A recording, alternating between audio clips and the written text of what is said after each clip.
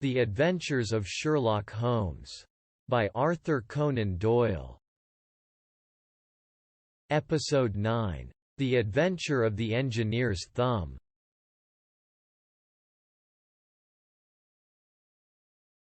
Of all the problems which have been submitted to my friend, Mr. Sherlock Holmes, for solution during the years of our intimacy, there were only two which I was the means of introducing to his notice, that of Mr. Hatherley's thumb, and that of Colonel Warburton's madness. Of these the latter may have afforded a finer field for an acute and original observer. But the other was so strange in its inception and so dramatic in its details that it may be the more worthy of being placed upon record.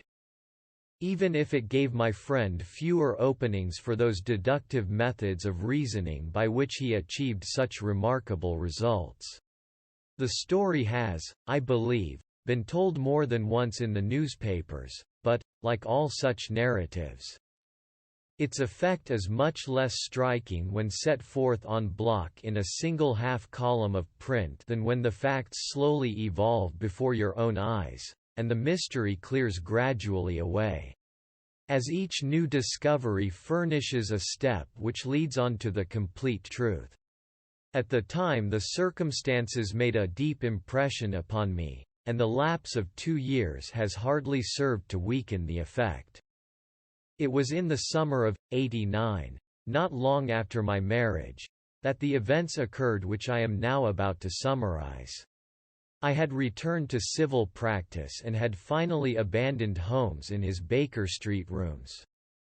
Although I continually visited him and occasionally even persuaded him to forego his bohemian habits so far as to come and visit us, my practice had steadily increased, and as I happened to live at no very great distance from Paddington Station, I got a few patients from among the officials. One of these, whom I had cured of a painful and lingering disease, was never weary of advertising my virtues, and of endeavoring to send me on every sufferer over whom he might have any influence. One morning, at a little before 7 o'clock, I was awakened by the maid tapping at the door to announce that 2 men had come from Paddington and were waiting in the consulting room.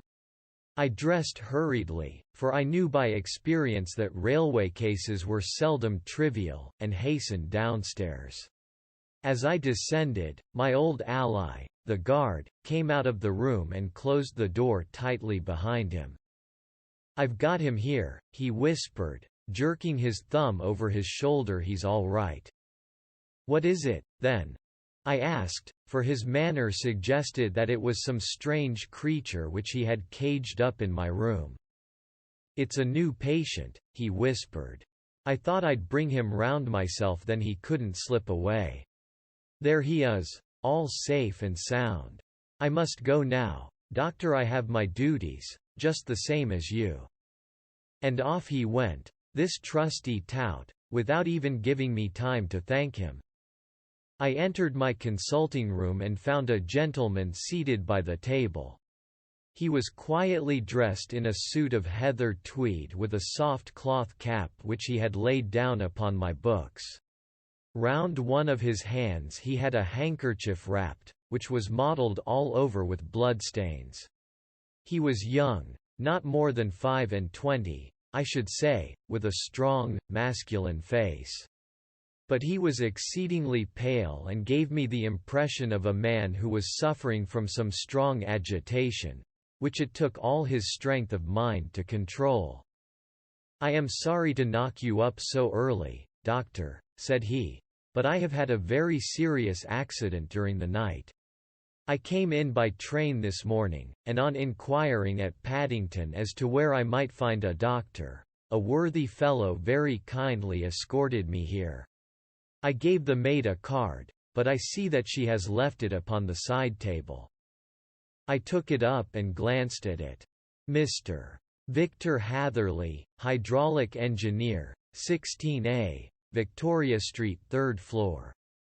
That was the name, style, and abode of my morning visitor. "I regret that I have kept you waiting," said I, sitting down in my library chair. "You are fresh from a night journey, I understand, which is in itself a monotonous occupation." "Oh, my night could not be called monotonous," said he, and laughed. He laughed very heartily, with a high, ringing note, leaning back in his chair and shaking his sides. All my medical instincts rose up against that laugh. "Stop it," I cried, "pull yourself together." And I poured out some water from a carafe. It was useless, however. He was off in one of those hysterical outbursts which come upon a strong nature when some great crisis is over and gone. Presently he came to himself once more, very weary and pale-looking. "I have been making a fool of myself," he gasped. "Not at all. Drink this." I dashed some brandy into the water, and the color began to come back to his bloodless cheeks. "That's better," said he. "And now, doctor, perhaps you would kindly attend to my thumb, or rather to the place where my thumb used to be." He unwound the handkerchief and held out his hand. It gave even my hardened nerves a shudder to look at it. There were 4 protruding fingers and a horrid red, spongy surface where the thumb should have been. It had been hacked or torn right out from the roots. "Good heavens!" I cried, "this is a terrible injury. It must have bled considerably." "Yes, it did. I fainted when it was done, and I think that I must have been senseless for a long time. When I came to I found that it was still bleeding, so I tied one end of my handkerchief very tightly round the wrist and braced it up with a twig." "Excellent. You should have been a surgeon. It is a question of hydraulics, you see, and came within my own province." "This has been done," said I, examining the wound, "by a very heavy and sharp instrument." "A thing like a cleaver," said he. "An accident, I presume?" "By no means." "What? A murderous attack?" "Very murderous indeed. You horrify me." I sponged the wound, cleaned it, dressed it, and finally covered it over with cotton wadding and carbolized bandages. He lay back without wincing, though he bit his lip from time to time. "How is that?" I asked when I had finished. "Capital. Between your brandy and your bandage, I feel a new man. I was very weak, but I have had a good deal to go through." "Perhaps you had better not speak of the matter. It is evidently trying to your nerves." "Oh, no, not now. I shall have to tell my tale to the police but, between ourselves, if it were not for the convincing evidence of this wound of mine, I should be surprised if they believed my statement, for it is a very extraordinary one, and I have not much in the way of proof with which to back it up and, even if they believe me, the clues which I can give them are so vague that it is a question whether justice will be done." "Ha!" cried I. "If it is anything in the nature of a problem which you desire to see solved, I should strongly recommend you to come to my friend, Mr. Sherlock Holmes, before you go to the official police." "Oh, I have heard of that fellow," answered my visitor, "and I should be very glad if he would take the matter up. Though of course I must use the official police as well. Would you give me an introduction to him?" "I'll do better. I'll take you round to him myself.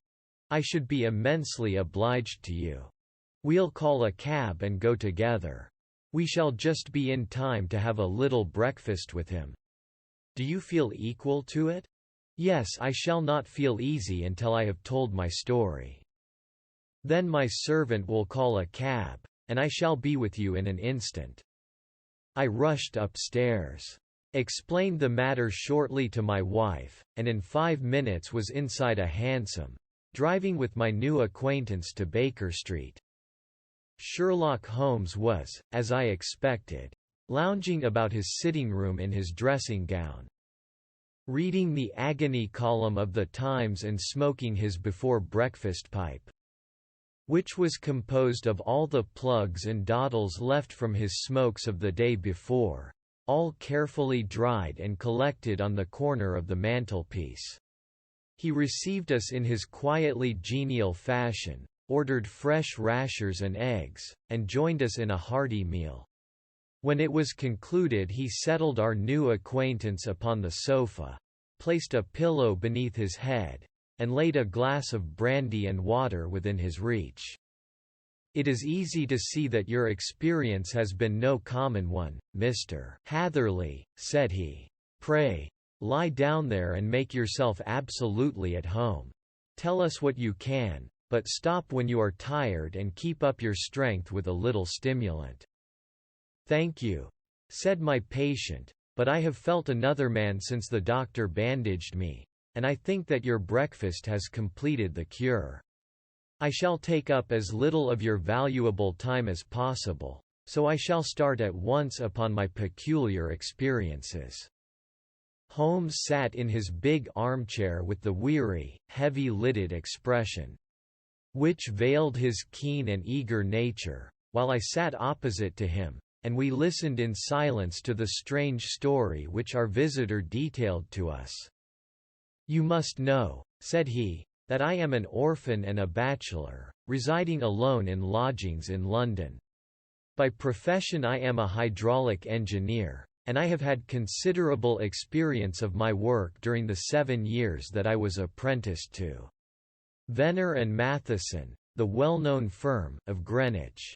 2 years ago, having served my time, and having also come into a fair sum of money through my poor father's death, I determined to start in business for myself and took professional chambers in Victoria Street. I suppose that everyone finds his first independent start in business a dreary experience. To me it has been exceptionally so. During 2 years I have had 3 consultations and 1 small job, and that is absolutely all that my profession has brought me. My gross takings amount to £27 10. Every day, from 9 in the morning until 4 in the afternoon, I waited in my little den, until at last my heart began to sink, and I came to believe that I should never have any practice at all. Yesterday, however, just as I was thinking of leaving the office, my clerk entered to say there was a gentleman waiting who wished to see me upon business. He brought up a card, too, with the name of Colonel Lysander Stark engraved upon it. Close at his heels came the colonel himself, a man rather over the middle size, but of an exceeding thinness. I do not think that I have ever seen so thin a man. His whole face sharpened away into nose and chin, and the skin of his cheeks was drawn quite tense over his outstanding bones. Yet this emaciation seemed to be his natural habit, and due to no disease, for his eye was bright, his step brisk, and his bearing assured. He was plainly but neatly dressed, and his age, I should judge, would be nearer 40 than 30. "Mr. Hatherley?" said he, with something of a German accent. "You have been recommended to me, Mr. Hatherley, as being a man who is not only proficient in his profession but is also discreet and capable of preserving a secret." I bowed, feeling as flattered as any young man would at such an address. "May I ask who it was who gave me so good a character?" "Well, perhaps it is better that I should not tell you that just at this moment. I have it from the same source that you are both an orphan and a bachelor and are residing alone in London." "That is quite correct," I answered, "but you will excuse me if I say that I cannot see how all this bears upon my professional qualifications. I understand that it was on a professional matter that you wish to speak to me?" "Undoubtedly so. But you will find that all I say is really to the point. I have a professional commission for you, but absolute secrecy is quite essential. Absolute secrecy, you understand, and of course, we may expect that more from a man who is alone than from one who lives in the bosom of his family." "If I promise to keep a secret," said I, "you may absolutely depend upon my doing so." He looked very hard at me as I spoke, and it seemed to me that I had never seen so suspicious and questioning an eye. "Do you promise, then?" said he at last. "Yes, I promise." Absolute and complete silence before, during, and after. No reference to the matter at all, either in word or writing. "I have already given you my word." "Very good." He suddenly sprang up, and darting like lightning across the room he flung open the door. The passage outside was empty. "That's all right," said he, coming back. "I know that clerks are sometimes curious as to their master's affairs. Now we can talk in safety." He drew up his chair very close to mine and began to stare at me again with the same questioning and thoughtful look. A feeling of repulsion, and of something akin to fear, had begun to rise within me at the strange antics of this fleshless man. Even my dread of losing a client could not restrain me from showing my impatience. "I beg that you will state your business, sir," said I, "my time is of value." Heaven forgive me for that last sentence, but the words came to my lips. "How would 50 guineas for a night's work suit you?" he asked. "Most admirably. I say a night's work, but an hour's would be nearer the mark. I simply want your opinion about a hydraulic stamping machine which has got out of gear. If you show us what is wrong, we shall soon set it right ourselves.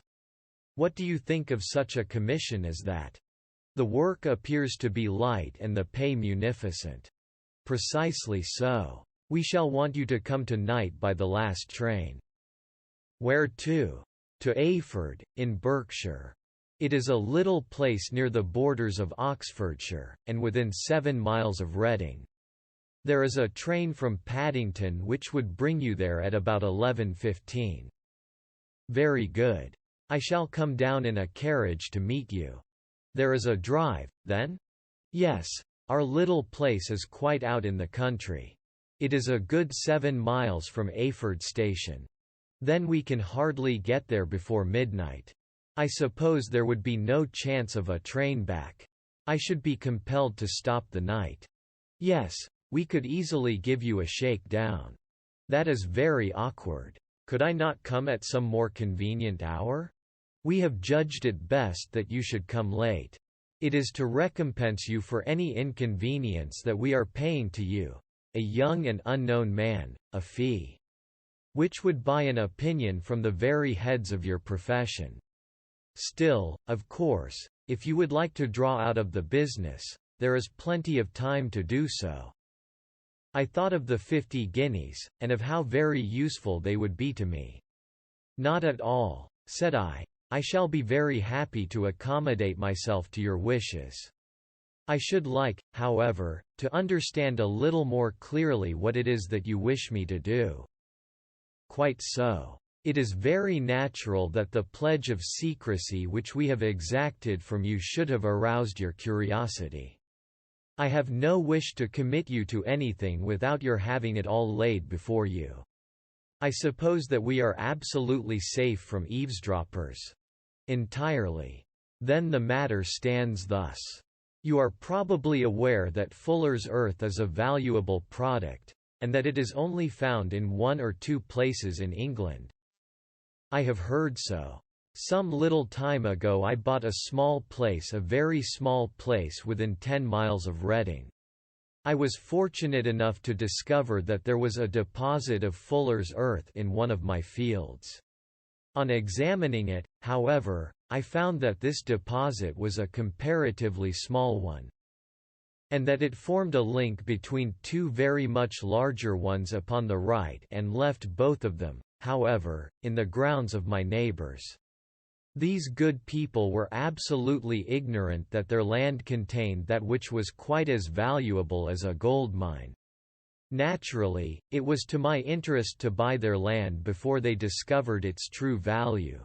But unfortunately I had no capital by which I could do this. I took a few of my friends into the secret, however, and they suggested that we should quietly and secretly work our own little deposit. And that in this way we should earn the money which would enable us to buy the neighboring fields. This we have now been doing for some time, and in order to help us in our operations we erected a hydraulic press. This press, as I have already explained, has got out of order, and we wish your advice upon the subject. We guard our secret very jealously, however, and if it once became known that we had hydraulic engineers coming to our little house, it would soon rouse inquiry, and then, if the facts came out, it would be goodbye to any chance of getting these fields and carrying out our plans. That is why I have made you promise me that you will not tell a human being that you are going to Ayford tonight. I hope that I make it all plain? I quite follow you, said I. The only point which I could not quite understand was what use you could make of a hydraulic press in excavating fuller's earth, which, as I understand, is dug out like gravel from a pit. Ah, said he carelessly, we have our own process. We compress the earth into bricks, so as to remove them without revealing what they are. But that is a mere detail. I have taken you fully into my confidence now, Mr. Hatherley, and I have shown you how I trust you. He rose as he spoke. I shall expect you, then, at Ayford at 11:15.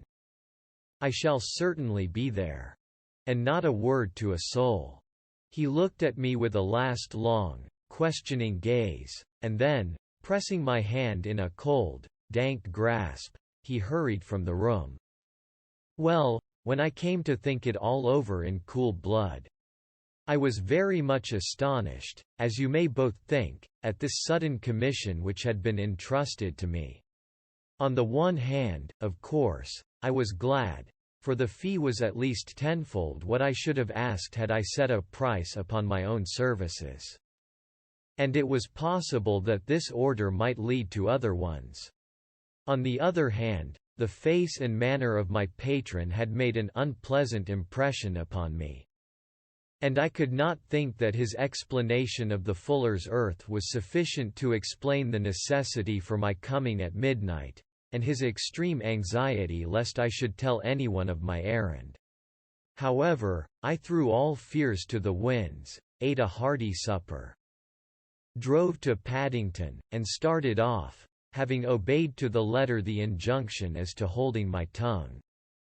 At Reading I had to change not only my carriage but my station. However, I was in time for the last train to Ayford, and I reached the little dim-lit station after 11 o'clock. I was the only passenger who got out there, and there was no one upon the platform save a single sleepy porter with a lantern. As I passed out through the wicket gate, however, I found my acquaintance of the morning waiting in the shadow upon the other side. Without a word he grasped my arm and hurried me into a carriage, the door of which was standing open. He drew up the windows on either side, tapped on the woodwork, and away we went as fast as the horse could go. "One horse?" interjected Holmes. "Yes, only one. Did you observe the color?" "Yes. I saw it by the side lights when I was stepping into the carriage. It was a chestnut." "Tired looking or fresh?" "Oh, fresh and glossy." "Thank you. I am sorry to have interrupted you. Pray continue your most interesting statement." Away we went then, and we drove for at least an hour. Colonel Lysander Stark had said that it was only 7 miles, but I should think, from the rate that we seemed to go, and from the time that we took, that it must have been nearer 12. He sat at my side in silence all the time, and I was aware, more than once when I glanced in his direction, that he was looking at me with great intensity. The country roads seemed to be not very good in that part of the world, for we lurched and jolted terribly. I tried to look out of the windows to see something of where we were, but they were made of frosted glass, and I could make out nothing save the occasional bright blur of a passing light. Now and then I hazarded some remark to break the monotony of the journey, but the colonel answered only in monosyllables, and the conversation soon flagged. At last, however, the bumping of the road was exchanged for the crisp smoothness of a gravel drive, and the carriage came to a stand. Colonel Lysander Stark sprang out, and, as I followed after him, pulled me swiftly into a porch which gaped in front of us. We stepped, as it were, right out of the carriage and into the hall, so that I failed to catch the most fleeting glance of the front of the house. The instant that I had crossed the threshold, the door slammed heavily behind us, and I heard faintly the rattle of the wheels as the carriage drove away. It was pitch dark inside the house, and the colonel fumbled about looking for matches and muttering under his breath. Suddenly a door opened at the other end of the passage, and a long, golden bar of light shot out in our direction. It grew broader, and a woman appeared with a lamp in her hand, which she held above her head, pushing her face forward and peering at us. I could see that she was pretty, and from the gloss with which the light shone upon her dark dress I knew that it was a rich material. She spoke a few words in a foreign tongue in a tone as though asking a question, and when my companion answered in a gruff monosyllable, she gave such a start that the lamp nearly fell from her hand. Colonel Stark went up to her, whispered something in her ear, and then, pushing her back into the room from whence she had come, he walked towards me again with the lamp in his hand. "Perhaps you will have the kindness to wait in this room for a few minutes," said he, throwing open another door.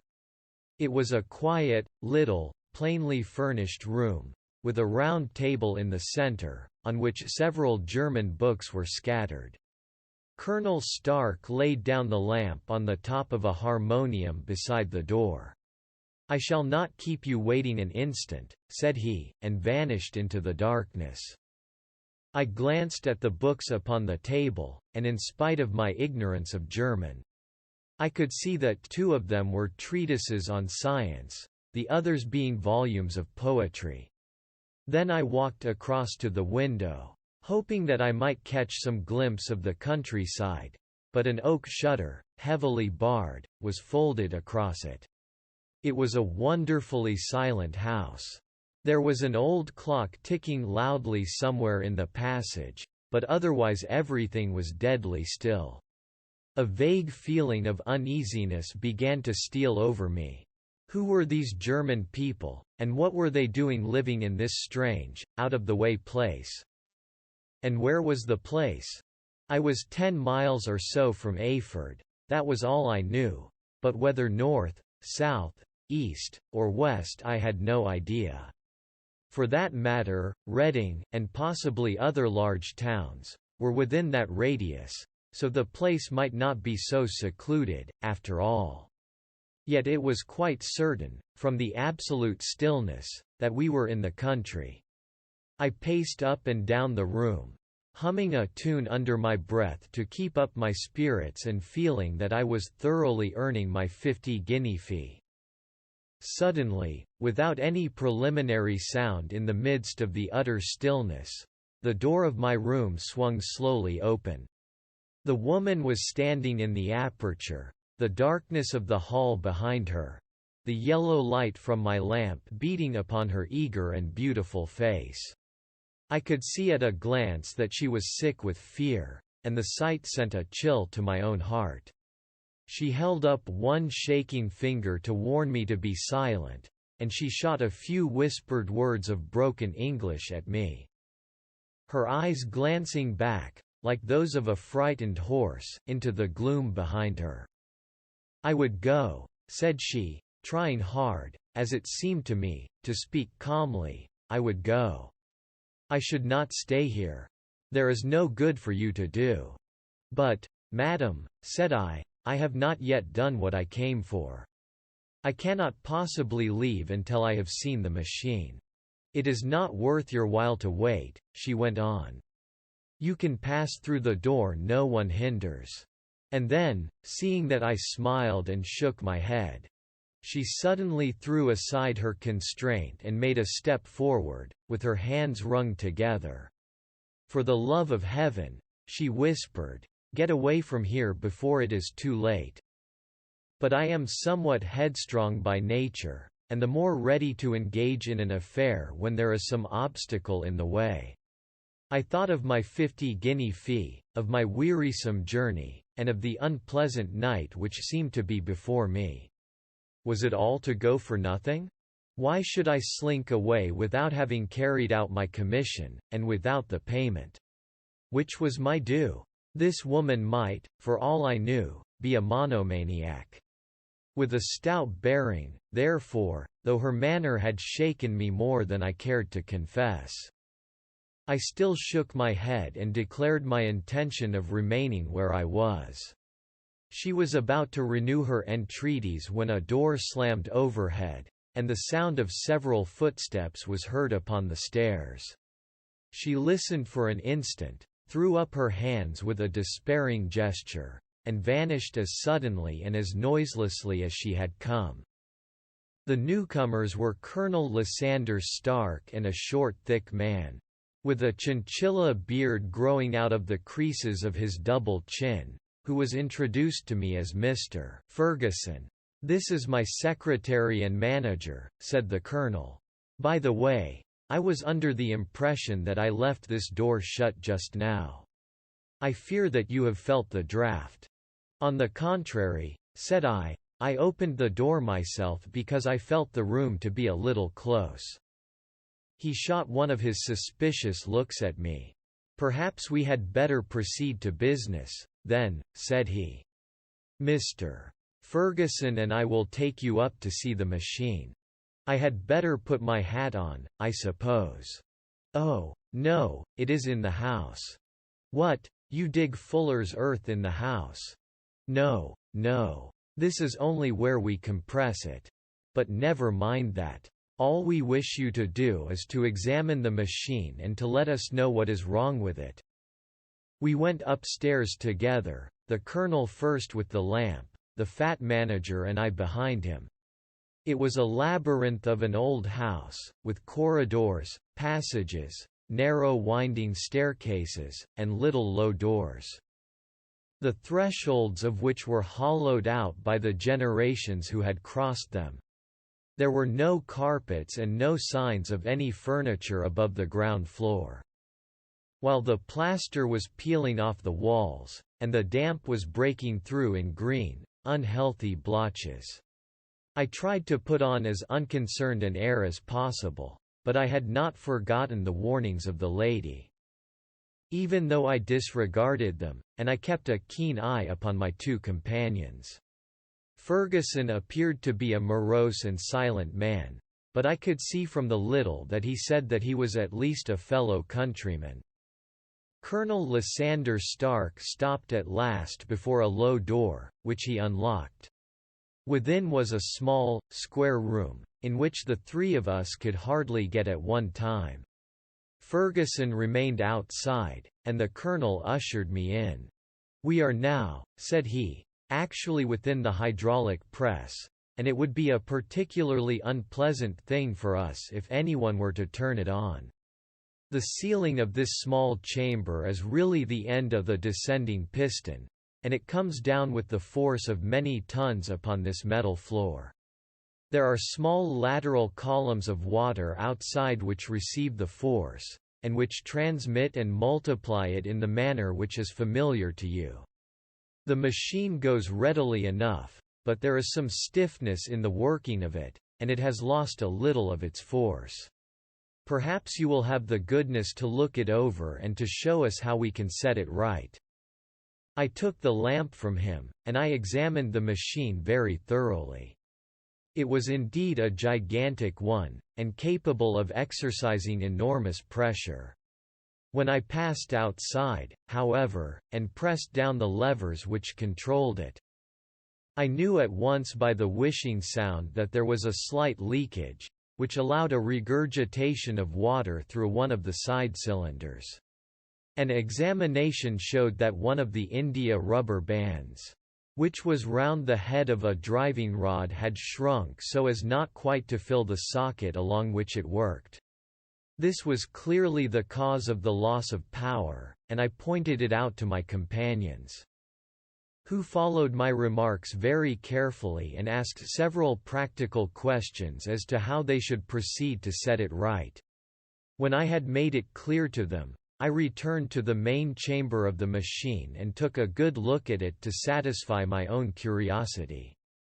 It was obvious at a glance that the story of the fuller's earth was the merest fabrication.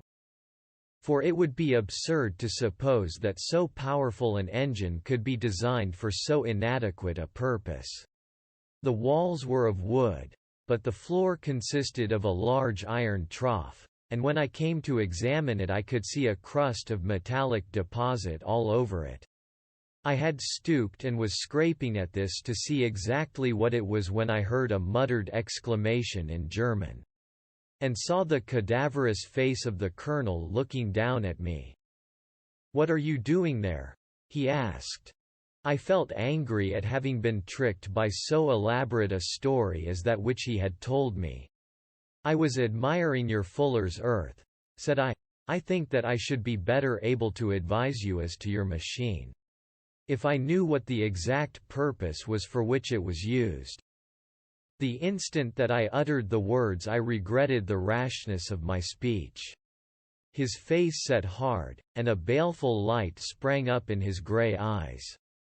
"Very well," said he, "you shall know all about the machine." He took a step backward, slammed the little door, and turned the key in the lock. I rushed towards it and pulled at the handle, but it was quite secure, and did not give in the least to my kicks and shoves. "Hello!" I yelled. "Hello, Colonel! Let me out!" And then suddenly in the silence I heard a sound which sent my heart into my mouth. It was the clank of the levers and the swish of the leaking cylinder.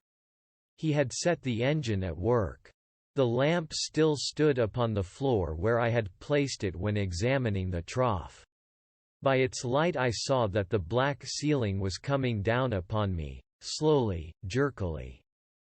But, as none knew better than myself, with a force which must within a minute grind me to a shapeless pulp, I threw myself, screaming, against the door, and dragged with my nails at the lock.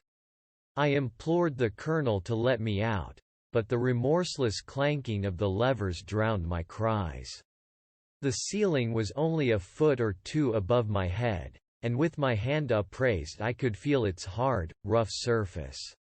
Then it flashed through my mind that the pain of my death would depend very much upon the position in which I met it. If I lay on my face the weight would come upon my spine, and I shuddered to think of that dreadful snap. Easier the other way, perhaps, and yet, had I the nerve to lie and look up at that deadly black shadow wavering down upon me? Already I was unable to stand erect, when my eye caught something which brought a gush of hope back to my heart. I have said that though the floor and ceiling were of iron, the walls were of wood. As I gave a last hurried glance around, I saw a thin line of yellow light between two of the boards, which broadened and broadened as a small panel was pushed backward. For an instant I could hardly believe that here was indeed a door which led away from death. The next instant I threw myself through, and lay half fainting upon the other side. The panel had closed again behind me, but the crash of the lamp, and a few moments afterwards, the clang of the two slabs of metal, told me how narrow had been my escape. I was recalled to myself by a frantic plucking at my wrist, and I found myself lying upon the stone floor of a narrow corridor, while a woman bent over me and tugged at me with her left hand, while she held a candle in her right. It was the same good friend whose warning I had so foolishly rejected. "Come, come," she cried breathlessly. "They will be here in a moment. They will see that you are not there. Oh, Do not waste the so precious time, but come." This time, at least, I did not scorn her advice. I staggered to my feet and ran with her along the corridor and down a winding stair. The ladder led to another broad passage, and just as we reached it, we heard the sound of running feet and the shouting of two voices, one answering the other from the floor on which we were and from the one beneath. My guide stopped and looked about her like one who is at her wit's end. Then she threw open a door which led into a bedroom, through the window of which the moon was shining brightly. "It is your only chance," said she. "It is high, but it may be that you can jump it." As she spoke, a light sprang into view at the further end of the passage. And I saw the lean figure of Colonel Lysander Stark rushing forward with a lantern in one hand and a weapon like a butcher's cleaver in the other. I rushed across the bedroom, flung open the window, and looked out. How quiet and sweet and wholesome the garden looked in the moonlight, and it could not be more than 30 feet down. I clambered out upon the sill, but I hesitated to jump until I should have heard what passed between my saviour and the ruffian who pursued me. If she were ill-used, then at any risks I was determined to go back to her assistance.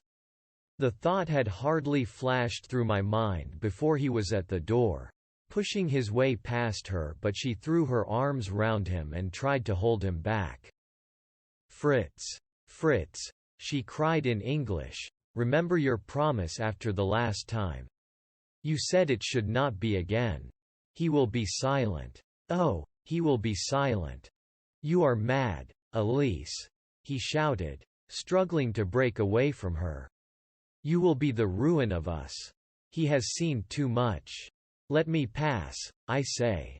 He dashed her to one side, and, rushing to the window, cut at me with his heavy weapon.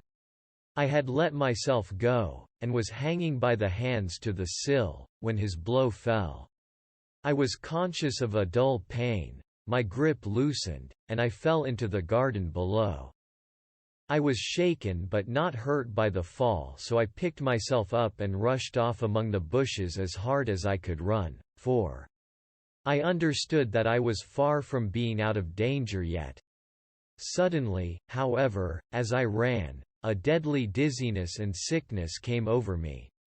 I glanced down at my hand, which was throbbing painfully, and then, for the first time, saw that my thumb had been cut off and that the blood was pouring from my wound. I endeavored to tie my handkerchief round it, but there came a sudden buzzing in my ears, and next moment I fell in a dead faint among the rose bushes.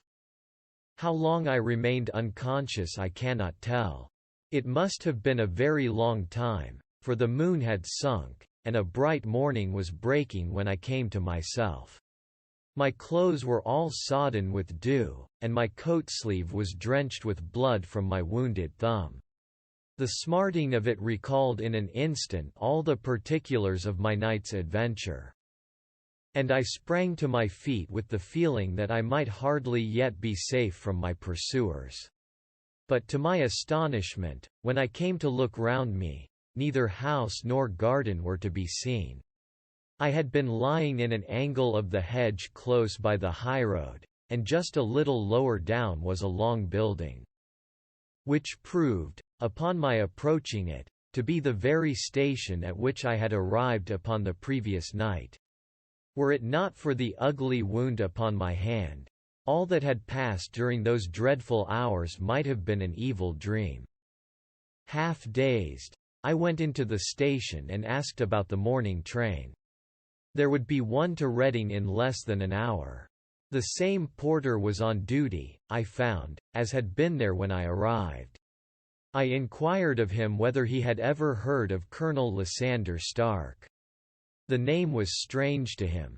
Had he observed a carriage the night before waiting for me? No, he had not. Was there a police station anywhere near? There was one about 3 miles off. It was too far for me to go, weak and ill as I was. I determined to wait until I got back to town before telling my story to the police. It was a little past 6 when I arrived, so I went first to have my wound dressed, and then the doctor was kind enough to bring me along here. I put the case into your hands and shall do exactly what you advise." We both sat in silence for some little time after listening to this extraordinary narrative. Then Sherlock Holmes pulled down from the shelf one of the ponderous commonplace books in which he placed his cuttings. "Here is an advertisement which will interest you," said he. "It appeared in all the papers about a year ago. Listen to this: lost, on the 9th inst., Mr. Jeremiah Haling, aged 26, a hydraulic engineer.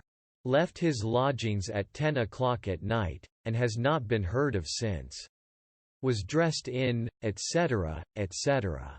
Ha! That represents the last time that the Colonel needed to have his machine overhauled, I fancy." "Good heavens!" cried my patient. "Then that explains what the girl said." "Undoubtedly. It is quite clear that the Colonel was a cool and desperate man, who was absolutely determined that nothing should stand in the way of his little game. Like those out-and-out pirates who will leave no survivor from a captured ship. Well, every moment now is precious, so if you feel equal to it we shall go down to Scotland Yard at once as a preliminary to starting for Ayford." Some 3 hours or so afterwards we were all in the train together, bound from Reading to the little Berkshire village.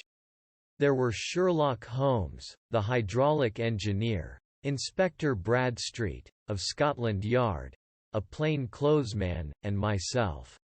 Bradstreet had spread an ordnance map of the county out upon the seat and was busy with his compasses drawing a circle with Ayford for its centre. "There you are," said he.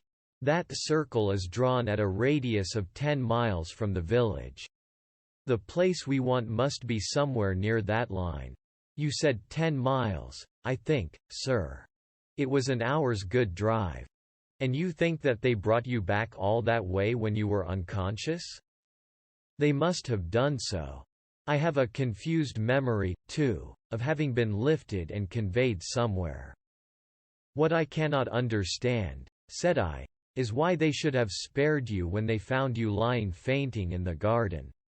Perhaps the villain was softened by the woman's entreaties. I hardly think that likely. I never saw a more inexorable face in my life." "Oh, we shall soon clear up all that," said Bradstreet.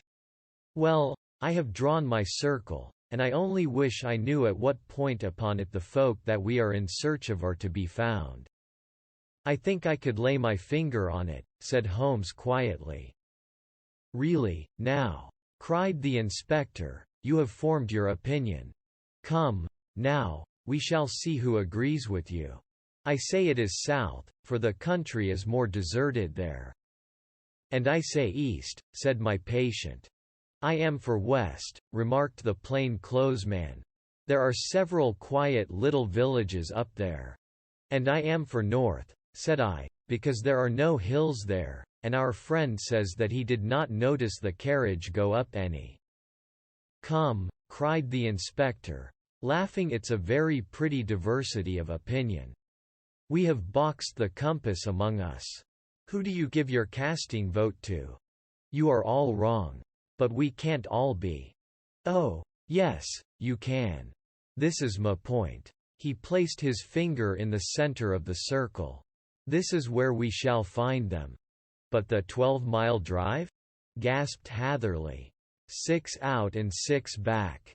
Nothing simpler. You say yourself that the horse was fresh and glossy when you got in.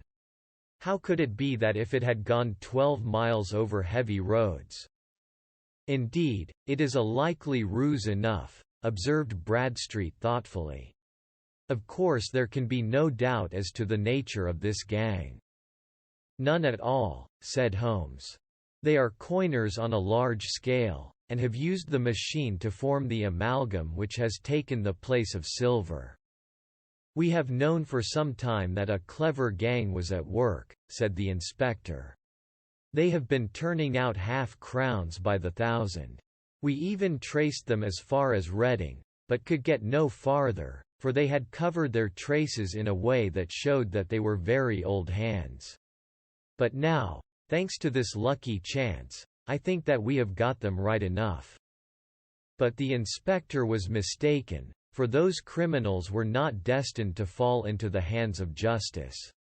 As we rolled into Ayford station we saw a gigantic column of smoke, which streamed up from behind a small clump of trees in the neighborhood and hung like an immense ostrich feather over the landscape. "A house on fire?" asked Bradstreet as the train steamed off again on its way. "Yes, sir," said the station master. "When did it break out?" "I hear that it was during the night, sir, but it has got worse, and the whole place is in a blaze."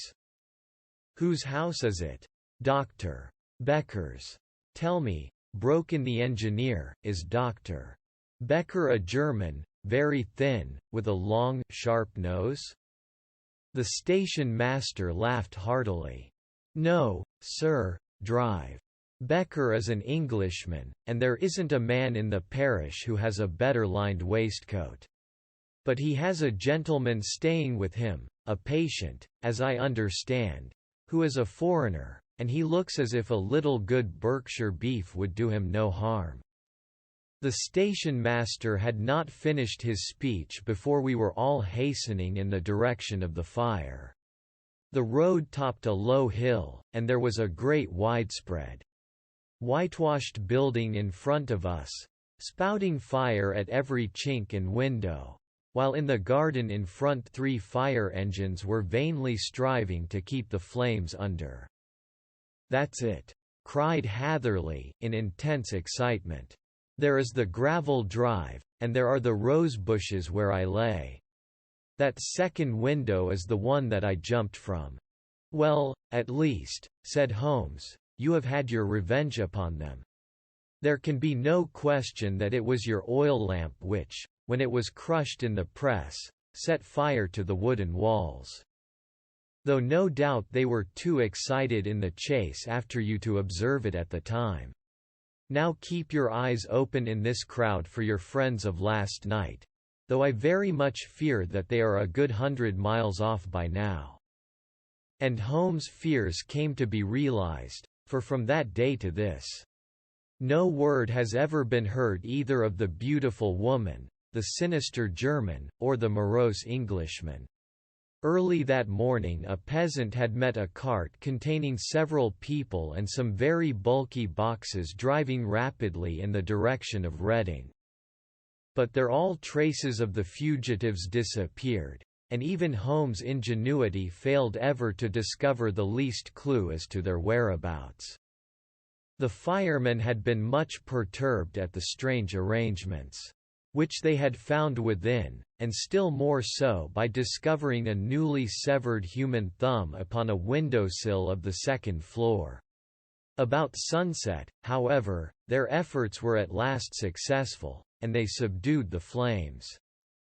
But not before the roof had fallen in, and the whole place been reduced to such absolute ruin that, save some twisted cylinders and iron piping, not a trace remained of the machinery which had cost our unfortunate acquaintance so dearly. Large masses of nickel and of tin were discovered stored in an outhouse. But no coins were to be found, which may have explained the presence of those bulky boxes which have been already referred to. How our hydraulic engineer had been conveyed from the garden to the spot where he recovered his senses might have remained forever a mystery were it not for the soft mold, which told us a very plain tale. He had evidently been carried down by 2 persons, one of whom had remarkably small feet and the other unusually large ones. On the whole, it was most probable that the silent Englishman, being less bold or less murderous than his companion, had assisted the woman to bear the unconscious man out of the way of danger. Well, said our engineer ruefully as we took our seats to return once more to London. "It has been a pretty business for me. I have lost my thumb and I have lost a 50-guinea fee, and what have I gained?" "Experience," said Holmes, laughing. "Indirectly it may be of value, you know you have only to put it into words to gain the reputation of being excellent company for the remainder of your existence."